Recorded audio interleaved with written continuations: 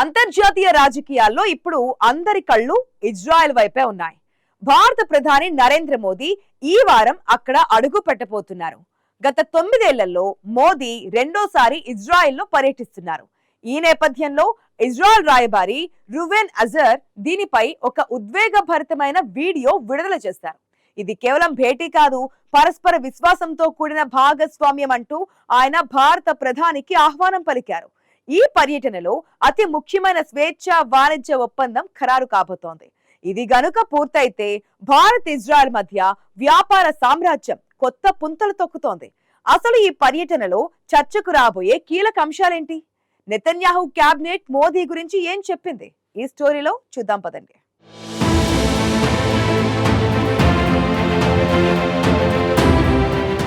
భారత ప్రధాని మోదీ ఈ వారం ఇజ్రాయెల్ పర్యటనకు వెళ్లనున్న నేపథ్యంలో రెండు దేశాల మధ్య సంబంధాలు మరో కీలక మలుపు తిప్పబోతున్నాయనే సంకేతాలు స్పష్టంగా కనిపిస్తున్నాయి. ఈ పర్యటన సాధారణ రాజకీయ కార్యక్రమం మాత్రమే కాదని, వ్యూహాత్మకంగా, ఆర్థికంగా, సాంకేతికంగా రెండు దేశాలు మరింత దగ్గరయ్యే దిశగా తీసుకునే కీలక అడుగు అని విశ్లేషకులు చెబుతున్నారు. ప్రధాని మోదీ పర్యటనపై ఇజ్రాయెల్ రాయబారి రూవెన్ అజార్ స్పందించారు. ఈ పర్యటనలో భాగంగా భారత్ ఇజ్రాయెల్ స్వేచ్ఛా వాణిజ్య ఒప్పందంపై ఒక అవగాహనకు రావచ్చని, ఈ ఏడాది చివరి నాటికి అది ఖరారయ్యే అవకాశం ఉందని వెల్లడించారు. మారుతున్న ప్రపంచ సవాళ్లకు అనుగుణంగా రక్షణ సంబంధాలను మరింత అప్డేట్ చేయడం మొదటి ప్రాధాన్యత అని, ఉగ్రవాద వ్యతిరేక పోరాటంలో ఇరు దేశాలు కలిసి పనిచేయబోతున్నాయన్నారు. ఇక మోదీ పర్యటనను ఆయన ఉద్వేగభరితమైన క్షణంగా అభివర్ణించారు. ప్రధాని మోదీని స్వాగతించేందుకు ఇజ్రాయెల్ సిద్ధంగా ఉందని, ఇది కేవలం నాయకుల భేటీ కాదని, పరస్పర విశ్వాసం, ఆవిష్కరణలు, వ్యూహాత్మక భాగస్వామ్యానికి ప్రతీక అని పేర్కొన్నారు. భారత్ ఇజ్రాయెల్ మధ్య సంబంధాలు ఇప్పుడు సాధారణ దౌత్య సంబంధాల దశను దాటి భవిష్యత్తు సాంకేతికత, రక్షణ, ఆర్థిక వ్యవస్థల భాగస్వామ్య దిశగా వెళుతున్నాయి.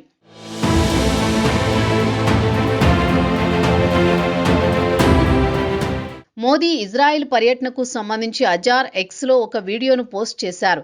తన వీడియో సందేశంలో ప్రధాన ఎజెండాను బయటపెట్టారు. అందులో 4 ప్రధాన అంశాలను ప్రస్తావించారు. మొదటిది భద్రతా ఒప్పందాల నవీకరణ. ప్రపంచవ్యాప్తంగా భద్రతా సవాళ్లు మారుతున్నాయి.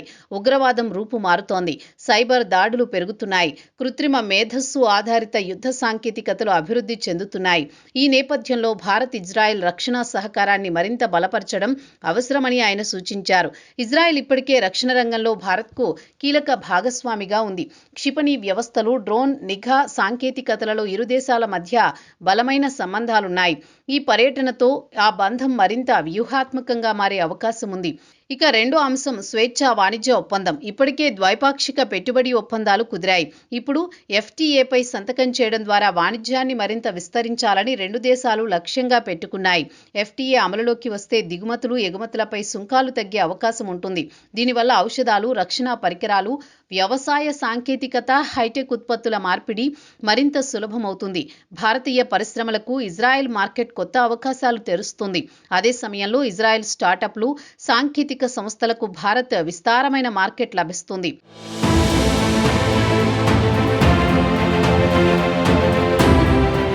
ఇక మూడో అంశం సాంకేతిక రంగం.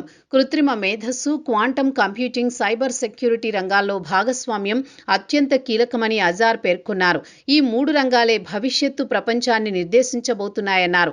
స్టార్టప్ నేషన్గా పేరు పొందిన ఇజ్రాయెల్ ఆవిష్కరణలలో ముందంజలో ఉంది. భారత్లో యువశక్తి, డిజిటల్ విప్లవం, IT ప్రతిభ ఇప్పటికే ప్రపంచానికి తెలిసింది. ఈ 2 బలాలు కలిస్తే సాంకేతిక రంగంలో ప్రపంచ స్థాయి భాగస్వామ్యం ఏర్పడే అవకాశం ఉందని విశ్లేషకులు చెబుతున్నారు. మరోవైపు ఈ పర్యటనలో 4వ ఎజెండా మౌలిక సదుపాయాల రంగం. భారతీయ ఇన్ఫ్రాస్ట్రక్చర్ కంపెనీలు ఇజ్రాయెల్కు రావాలని అజార్ ఆహ్వానించారు. రవాణా, నీటి నిర్వహణ, వ్యవసాయం, విద్యా రంగాల్లో పరస్పర సహకారం పెరగాలని అన్నారు.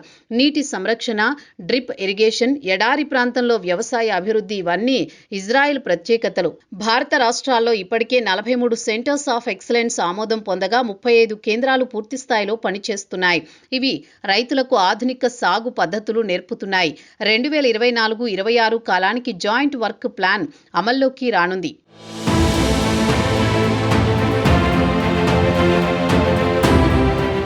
మొత్తానికి ప్రధాని మోదీ ఇజ్రాయెల్ పర్యటన కేవలం 2 దేశాలకే పరిమితం కాదు. ఇది ఆసియా, పశ్చిమాసియా రాజకీయాలపై పెద్ద ప్రభావాన్ని చూపిస్తుంది.